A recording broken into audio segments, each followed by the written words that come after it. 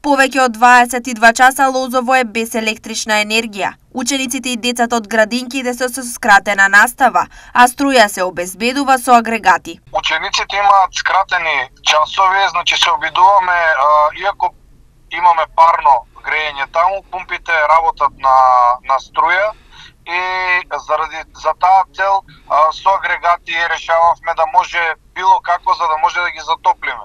Меѓутоа во целост не можеме да ги затоплиме и просториите. Еве на пример општинскава администрација не можеше да издава, тоест граѓаните не можеа да ги користат услугите што ги дава локалната самоуправа само заради тоа што немаме електрична енергија. Проблемот со немањето струја во Лозово е континуиран. Градоначалникот Цветковски вели дека досега реагирале безброј пати, но од ЕВН добивале идентичен одговор дека според нив со линијата и снабдувањето е се во ред. Од страна на ЕВН со писмен допис ни се заблагодарија за нашето обраќање и ни укажаа дека во врска со наводите ни информира дека се напојуваме со електрична енергија од 10 киловолтен извод Пеширово и дека изводот е долг околу 30 на километри, е надземен и дека е подложен на атмосферски влијанија и истото резултира со испади во електричната мрежа.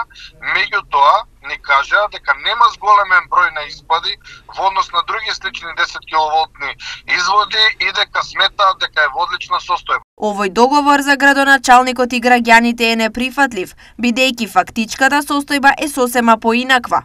Поради ова, тие најавуваат протести. Ќе се обидеме со уште еден писмен допис во кој заедно со председателите на местните заедници, значи ќе отидеме до ЕВН да им врачиме уште едно барање, последно и следно нешто што ќе направиме, ќе излеземе на протест. Заради тоа што во моментов ниту дирекција за заштита на потрошувачи, ниту било кој реагира, ниту